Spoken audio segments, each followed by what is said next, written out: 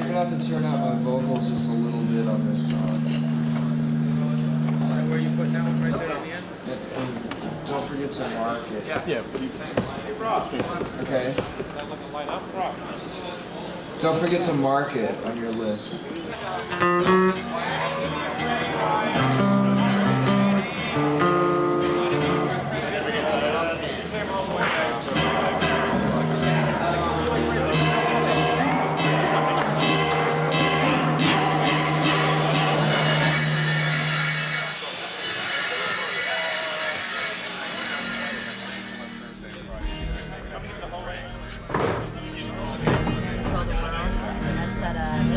Sent them to you in the mail and you would have had them by now. November 18th, 1993. You know, it was cold out. There was that kind of New York holiday mood in the air. It was kind of festive. It was just getting to that, you know, everyone's wrapping up the year, and it was going to be our last taping of the year for Unplugged, so it was kind of cool in that respect, too. We're going to get it on, you know, hopefully for the holidays. That was the game plan.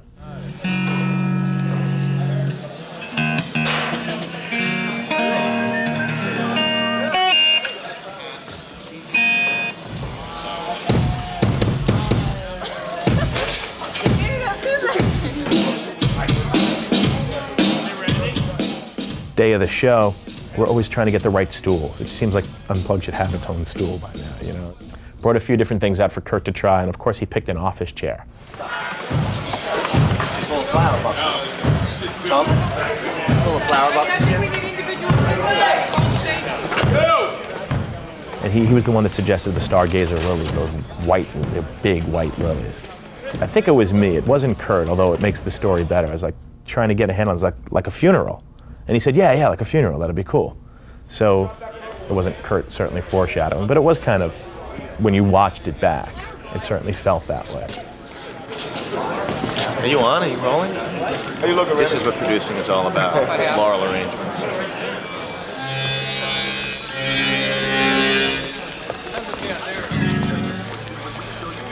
Peace. So what do you think of Nirvana doing the show? Oh, I think it's great. I think a lot of their songs are going to work really well on acoustic instruments. I'm really looking forward to it. It sounds pretty good, the acoustic stuff. I mean, it's kind of hard to put that over to a big crowd of fans that are waiting to mosh, you know? But the recent shows, they've been interspersing them. It's been really nice. They're really good. It's a really good change of pace.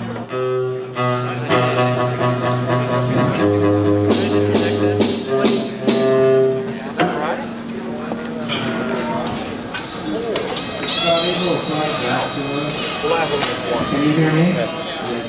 Okay. What are you looking forward to most about Unplugged? Well, to show off our softer side, like scented toilet paper, 3-ply, and make sure that... But non-dyed. Non-dyed. So tell me, what do you think of the whole idea of Unplugged? Well, we're plugged in. That's what I'm saying. How's this going to look? Because our guitars are all plugged in, but then again, it's electronic media. It's like we're going to go to every house in the United States, or every house with cable, or every house with cable that watches MTV, or their parents allow them to watch MTV or whatever. But it's a good shtick.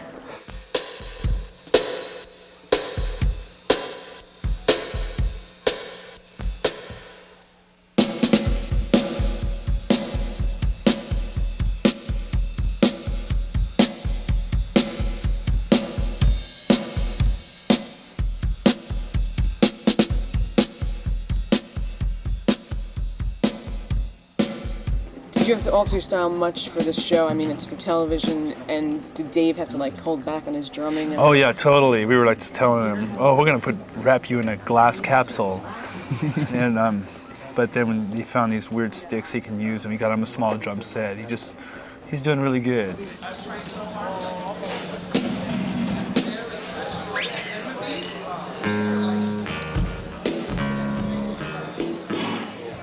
I was really worried about Dave Grohl. Dave is a heavy drummer. I had sent a PA out to a music store to get brushes and these things they call sizzle sticks. They're little percussive sticks. They're a bunch of dowels wrapped together, and they're much softer.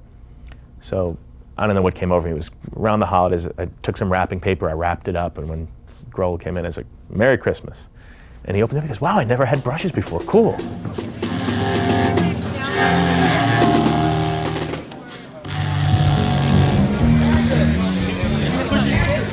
He's even here.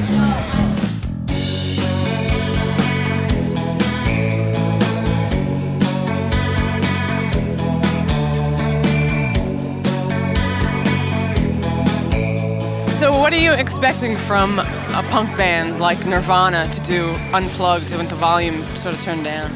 Well, Nirvana is, they're a punk band and all. They'll probably play a couple songs turned down. I have a feeling they might turn up and break things and ruin everything.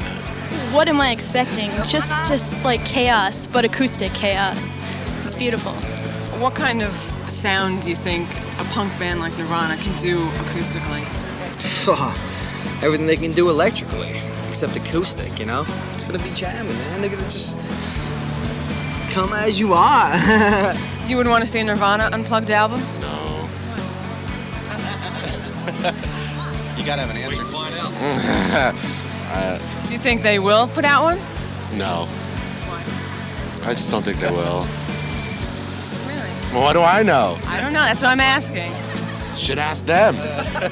Are you going to release an Unplugged album? That's a big question.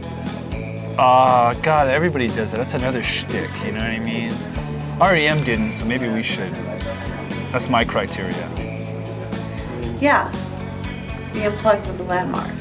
After the show, Kurt was in kind of a weird mood, and so I asked him, what's up? He was like, I think it was bad. I think that the show was really bad. I don't think I was very good. And I said, I think that you're wrong. I think that it was stunning. And he said, people weren't clapping very much.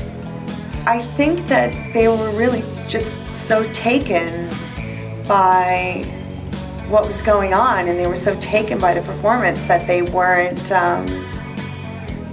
going to clap like that. I also said, I think that people were sort of stunned kind of to be that close to the band, because in the general venues, people weren't able to be that close to the band, and it was such an intimate setting. Do you think that that the Unplugged in there, like it's like Jimi Hendrix doing Woodstock or Dylan doing, Royal Albert Hall, like one of the moments in their career that was like? I think that, had their career continued as Nirvana for 10 more years or something, that moment might have got lost in a lot of other moments or just become lesser, because I think they would have done consistently great things. But given, just how short their time was, it's certainly a standout moment.